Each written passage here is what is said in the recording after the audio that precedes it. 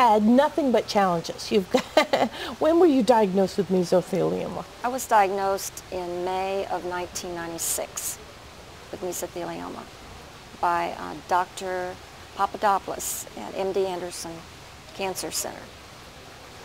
And what did that mean to you at that time? Oh, when he suggested I might have that, I went to the library immediately and started trying to find books with the word mesothelioma in it. And everything I was reading, now I look back on it, a lot of that was dated, old material. And I'd already had the 2 other cancers. So mentally, I had already been through the shock of finding out I had cancer. But what surprised me was the book said I was going to be dead in 3 months to a year, and I was healthy. I felt good, I was working, I didn't have breathing problems, I had no pain, but yet the book was telling me I'm going to be dead. So I thought, this doesn't sound right, you know, I got to get more information. And I thought, well, I've been told I'm going to die 2 other times, and I'm still here. So I didn't really accept that, but I knew from what I was reading, they said it's going to be a horrific, painful death, and your family's going to watch, and they won't be able to stand it. So I prayed to God not to be saved from the cancer, but to help me get through the pain. And I have had very little pain from mesothelioma. I have it from the surgery and everything they do to me, but the actual pain, so far, I've been able to, it's been controllable. And it's not all that bad of what I hear other people, it's pain. And I give the credit to God for that. I noticed in your speech that you also give credit to a few inspirational books that you read. Yes. By people like Bernie Siegel and such. Why don't you tell me about that? Well, Bernie Siegel's book, Love, Medicine, and Miracles, I was really impressed by it because he told all these cases and the people are going to die, and they didn't die. And that makes you think, you know, gee, can I make it? You know, if they did it, it is possible, and already had made it through 2 other cancers that are incurable, and they still are. And then when I got to the visualization and the meditation in it, I started practicing that. That was very difficult. When you start thinking and telling them yourself to think about the water or some wonderful place you've been and the flowers, and you smell the flowers, you look at what the people have on, but then your mind goes back to maybe you need to do the dishes, maybe you need to go shopping, maybe this cancer is eating away at me. Everything goes through your head, so you have to keep bringing yourself back to that. Well, after practicing that for quite some time, it became easier and easier. I have my visualization, and I don't tell this to a lot of people, is breathing in and out. My cancer was in the lungs. So I would breathe in through my nose, out through my mouth. And I can see Jesus at the rock, and he's sitting. And he takes, when these asbestos fibers come out that I'm blowing out, they're beautiful colors, just like these flowers. They're all different colors, and there's an angel there. I say I didn't put the angel there. She's there. And he gives her all these flying specks of mesothelioma. And they become flowers when she touches them. And the interesting part is there's an angel behind her that is very faint. I think it's an angel. I don't know if it's got wings. She has wings. And she has a long white gown on. Jesus is dressed very shabbily, beige robe, you know, sandals on his feet. But I had lost a dear friend in high school. And I want to think this is her standing back behind this big angel. And I've tried to eliminate that one little angel out of there, but it won't let me. I didn't put the angels there in my visualization. God put them there. And so that's what I do with my breathing, and I watch Jesus take all these little specks, and they're all beautiful colors, and gives them to this angel, and then it becomes beautiful flowers. What would you say to someone who's recently been diagnosed with mesothelioma, based on your experiences? I think they know and they read that this is going to be fast and they're going to die fast. So they're looking for fast treatment. They don't know where to go or when to go. So the first doctor they go to, they just take it upon themselves to believe everything he says, and they're ready to do whatever he says. I think you need to get more than one opinion, and you need to talk to several people. And you can, the mesothelioma doctors I know, I have picked up a phone and called them, and they call me back. And you can have a conversation on the phone with them. You get new ideas, you learn more and more what's going on. A lot of the doctors in the hospitals they're in, they have certain trials they're involved in. They may not tell you of other trials going on in other places. So you kind of got to do your homework on this and find out what's out there, because there isn't just one trial going on. There are a lot of trials going on. And you have to pick out what you really want to do. So you've gone through this diagnosis process. How do you get through your day? What's your coping skill? What would you want to share with other people that are going through the same kind of thing? I think your mind is on it a lot. That's where the visualization, the meditation comes in, that when you start getting antsy and nervous and upset and you're thinking about some appointment you've got, or what, I got to go get a CAT scan, and you worry about the results, why worry about it? I mean, the CAT scan, you can't change it now.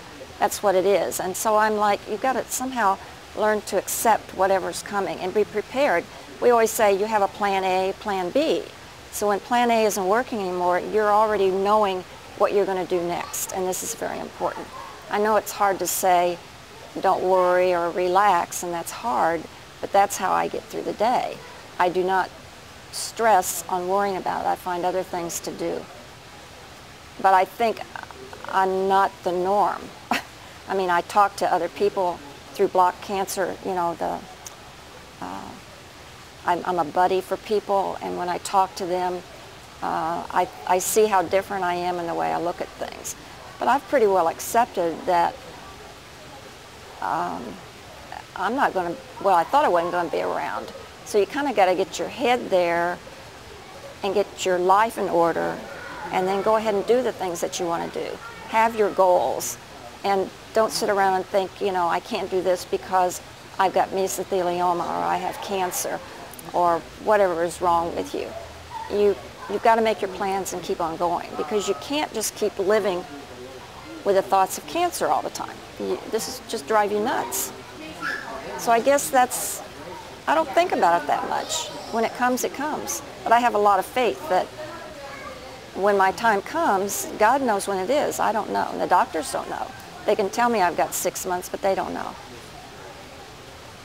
What role has your husband played in your health care?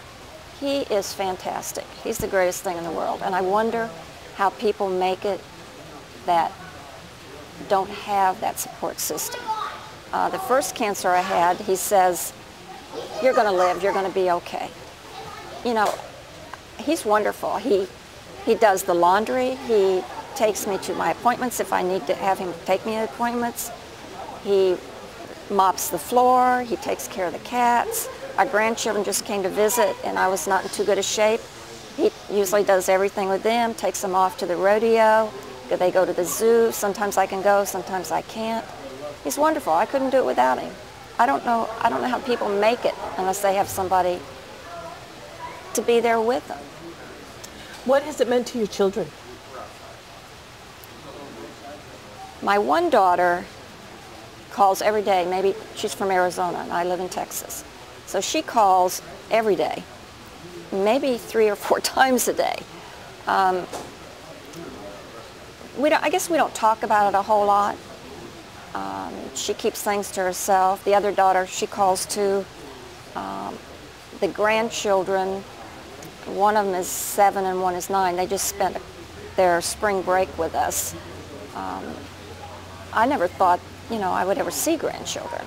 So I push myself to have them during the breaks. They love coming to our house. but I push myself pretty hard. Well, everybody says I push myself to be able to get up, and maybe he can't fix their breakfast, but they're getting old enough, they're all pretty well taking care of themselves.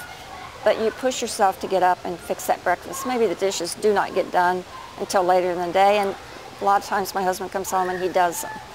And you know, you try to do things with your children that you can sit down and do, like card games, or put puzzles together, or sewing. They like to sew. So we're able to do that without me putting out exerting a lot of energy. Because we used to go, this time we didn't get to go to NASA, which we've always went there, and enjoyed the day there with them climbing the rock climbing and all the little things that go on there. We would go to the zoo or the museum, which now that's pretty difficult with me being able to walk and having the energy to do all those things. But I hope they're going to be back during Easter break, so I think I'm going to feel better, then I'll be able to go. And as you go through your journey here, what is your what gets you up in the morning?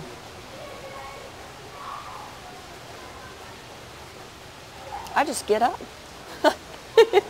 You know, I think I'm not a depressing, you know, I don't get depressed. Sometimes I say to my husband, I think maybe I'm depressed because I really don't know what that is. You know, different people have went through life and they take tranquilizers or something like that.